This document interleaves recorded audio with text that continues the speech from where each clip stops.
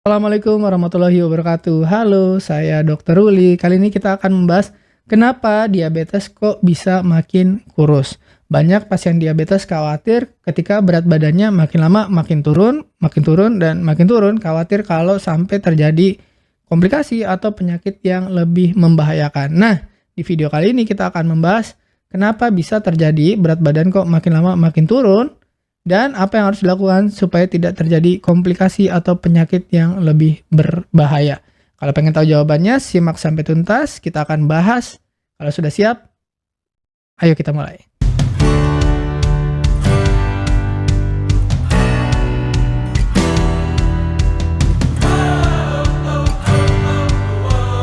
Nah, yang pertama kita bahas dulu hubungan diabetes dengan berat badan. Jadi di diabetes sendiri tipenya itu ada banyak, tapi yang paling sering itu adalah dua tipe, yaitu tipe 1 yang dianggap autoimun ya. Jadi autoimun itu menyebabkan rusaknya sel pankreas, beta pankreas ya. Sel pankreas itu yang menghasilkan insulin. Jadi kalau sel pankreasnya rusak, insulinnya tidak ada sama sekali ya, atau tidak diproduksi atau sangat sedikit sekali insulinnya. Akhirnya insulin itu fungsinya membantu gula yang ada di darah masuk ke dalam sel tubuh. Nah, ketika insulinnya itu tidak ada atau sedikit sekali, maka gula di dalam darah jadi tinggi karena nggak ada yang bisa membantu masukin ke dalam sel tubuh. Nah, gula darahnya tinggi tapi selnya tidak bisa ambil karena insulinnya nggak ada. Akhirnya selnya harus berjuang sendirian. Jadi kekurangan energi gitu ya karena gulanya nggak bisa masuk. Akhirnya berat badannya turun. Dan ini biasanya tidak terjadi kalau gula darahnya terkendali. Jadi misalkan dibantu dengan insulin. Jadi karena kurang insulin dibantu pakai insulin. Nah, itu yang tipe 1. Yang paling banyak itu adalah yang tipe 2. Pasien diabetes tipe 2 yang terjadi mulainya di usia dewasa disebabkan oleh resistensi insulin. Jadi dia tidak butuh insulin dari luar karena insulin di dalam dirinya sudah banyak, sudah bisa memproduksi. Jadi produksinya masih bagus, pankreasnya masih bagus, insulinnya masih bagus, tapi resisten, tubuhnya nggak mau terima. Kenapa? Karena biasanya insulinnya bertahun-tahun tinggi, terus karena gaya hidup, karena stres, karena capek, kurang tidur, dan akumulasi banyak hal gitu ya, gaya hidup biasanya. Nah, biasanya itu lebih sering terkait obesitas, karena gaya hidupnya kurang bagus, makanya berat badannya naik, jadi resistensi insulin jadi diabetes tipe 2. Nah, tapi bisa juga penurunan berat badan itu terjadi kalau gula darahnya tidak terkendali. Jadi mirip kayak diabetes tipe 1. Jadi kalau gula darahnya tinggi terus, ya entah nggak mau minum obat, nggak pakai insulin, atau tidak mau mengubah gaya hidup, ya pokoknya pasrah aja, ya hajar terus, gula darah tinggi terus, nggak peduli, A1C-nya di atas 10, bodo amat, lama-lama itu berat badan bisa turun. Kenapa? Karena tadi mirip seperti tipe 1 juga, gula darah di tubuh kita tinggi, tapi nggak bisa dipakai karena insulinnya resisten. Akhirnya apa?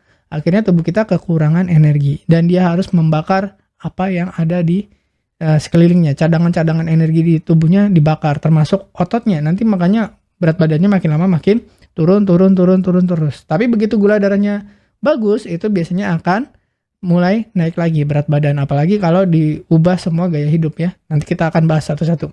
Nah, jadi insulin itu penting sekali dalam metabolisme untuk memasukkan gula ke dalam tubuh supaya tubuh punya energi. Jadi kalau gulanya nggak bisa masuk gimana?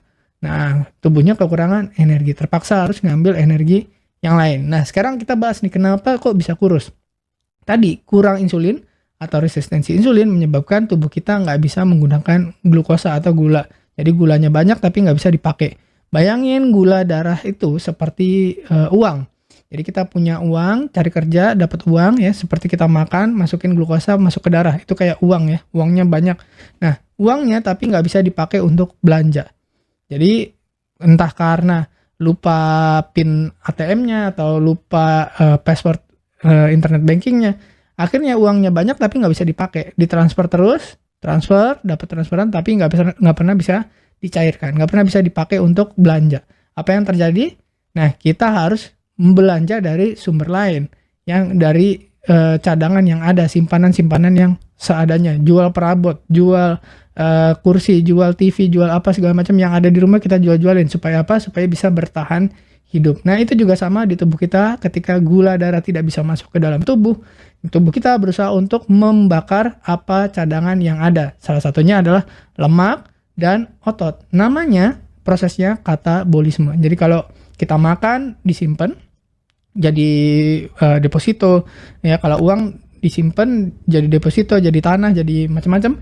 Itu kalau di tubuh kita makan ya, terus disimpan jadi lemak, jadi otot, jadi macam-macam, itu namanya anabolisme. Tapi kebalikannya, ketika kita kekurangan, nggak bisa dapat energi, kita menjual apa yang ada, kita bakar apa yang ada, namanya katabolisme. Karena apa? Karena tadi tubuhnya kelaparan walaupun gula darahnya tinggi. Dan biasanya pada pasien diabetes, kalau gula di darahnya tinggi, gula itu menarik air sehingga kita jadi lebih sering buang air kecil. Salah satu tanda gula darah tinggi adalah kita jadi sering buang air kecil. Dan kalau sering buang air kecil, kita jadi kehilangan cairan. Selain cairan, sebenarnya juga butuh energi lebih untuk buang air, mau air kecil atau air besar. Semakin sering kita buang air kecil atau buang air besar, energi kita juga kepake banyak. Dan itu yang menyebabkan kita berat badan juga makin turun.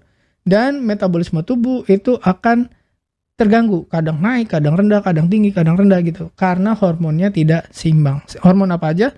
Salah satunya adalah hormon insulin. Insulin itu memicu juga hormon-hormon lain seperti hormon stres, kortisol, hormon tiroid ya. Jadi Anda tadinya misalkan hanya kelainannya hanya satu atau kekurangannya hanya satu, insulin aja, tapi itu bisa menyebabkan kaskade atau reaksi berantai ke hormon-hormon yang lain, ke tiroid, kemudian ke hormon seksual. Anda jadi kehilangan gairah seksual, Anda jadi gangguan tiroid, metabolismenya terganggu, Anda jadi stres kronis, atau kebalikannya, dari stres jadi gangguan insulin, atau dari tiroid jadi gangguan insulin. Itu juga sering terjadi, dan itu menyebabkan berat badan itu bisa turun cepat. Yaitu jadi kadang-kadang kita hanya memikir satu hal, padahal yang namanya metabolik itu saling berkaitan. Berikutnya adalah kalau pada pasien diabetes tipe 1 yang paling sering menyebabkan dia jadi berat badannya turun dengan cepat adalah namanya ketoasidosis diabetik, atau keadaan darurat di mana tubuhnya saking kekurangan insulin menyebabkan dia harus memecahkan lemak dalam jumlah banyak, dan lemak yang dipecah itu berubah namanya menjadi keton. Keton itu sifatnya asam, dan kalau asamnya itu meningkat sangat tinggi menyebabkan darahnya jadi terlalu asam, namanya ketoasidosis. Keto itu ketonnya, asidosis itu pH-nya jadi terlalu asam, acidosis. Dan itu kondisi yang emergensi.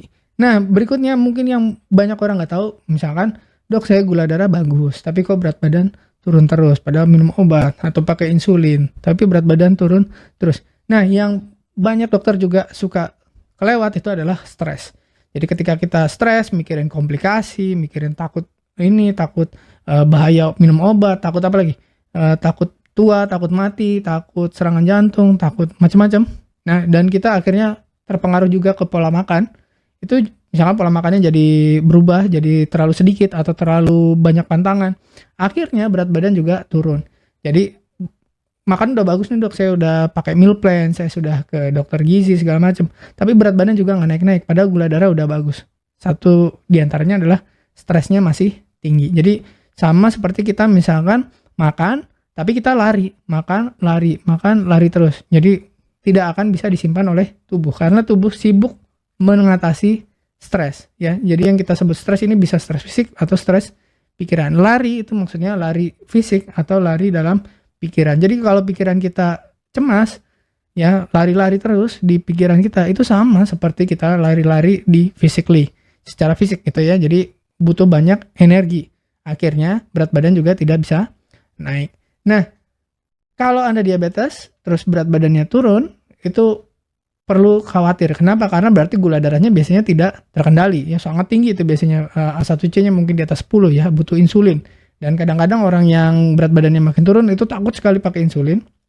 Padahal insulin itu bisa membuat berat badan naik. Tapi Anda tidak perlu khawatir kalau misalkan Anda terpaksa harus pakai insulin, karena begitu Anda misalkan gula darah lebih stabil, terus kita ubah gaya hidup, misalkan Anda mau puasa, jaga makan, dan lain-lain, pelan-pelan dosis insulinnya bisa kita kurangin. Sesuai dengan gaya hidup yang perbaikan gaya hidupnya makin bagus, terus insulinnya bisa diturunkan, lama-lama diturunkan terus sampai akhirnya bahkan banyak pasien itu tidak perlu pakai insulin lagi, cukup dengan gaya hidup, jaga makan, puasa, dan seterusnya.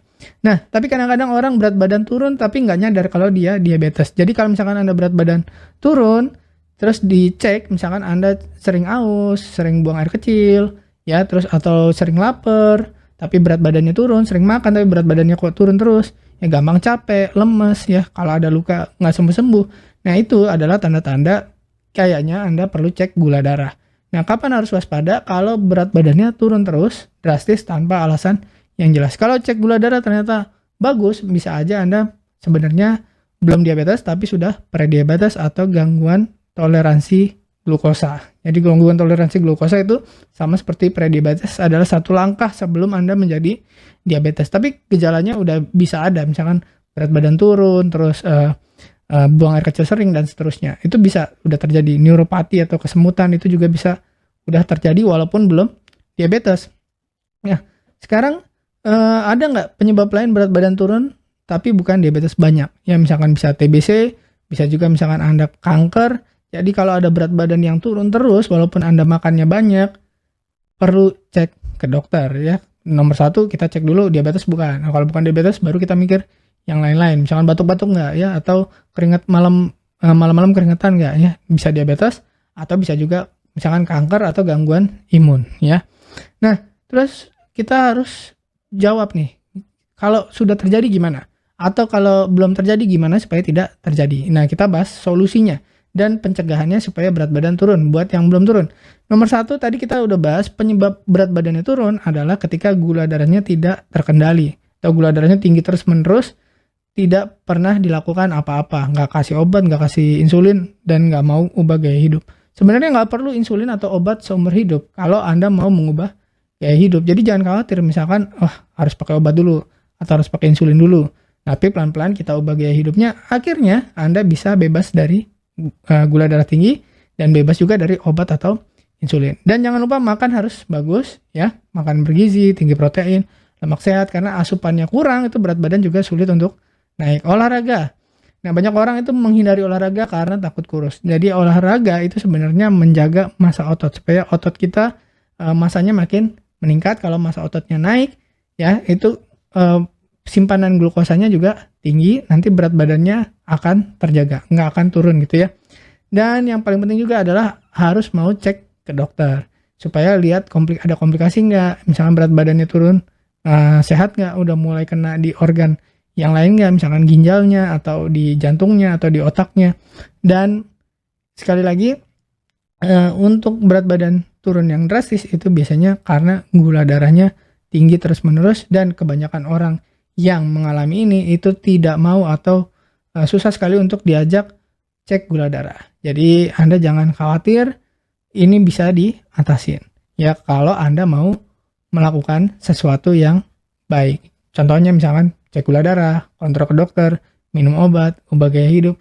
Jangan khawatir minum obat atau jangan khawatir pakai insulin, karena dengan berjalannya waktu kalau Anda benar-benar pengen sembuh, menjaga gaya hidup, puasa, dan sebagainya, itu Anda bisa turunkan sampai akhirnya lepas obat dan lepas insulin. Nah, sekian. Kalau Anda atau orang yang mengalami diabetes ada di sekitar Anda dan Anda melihat kayaknya berat badannya kok makin turun dan tampak orangnya cemas, khawatir, atau justru malah sebaliknya kehilangan gairah hidup, nah, share video ini, siapa tahu bisa bermanfaat. Jangan sampai patah semangat. Terima kasih sudah menyimak. Saya Dr. Uli, semoga bermanfaat. Wassalamualaikum warahmatullahi wabarakatuh. Terima kasih telah menonton hingga selesai. Jangan lupa tulis pendapat Anda di kolom komentar. Saya Dr. Uli dan saya sangat senang bisa belajar dan berbagi dengan Anda.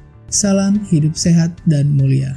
Jangan lupa tekan tombol like, subscribe, lonceng notifikasi, dan ikuti media sosial kami sehingga Anda tidak akan melewatkan ilmu berguna lainnya dari kami. Sampai jumpa di video berikutnya.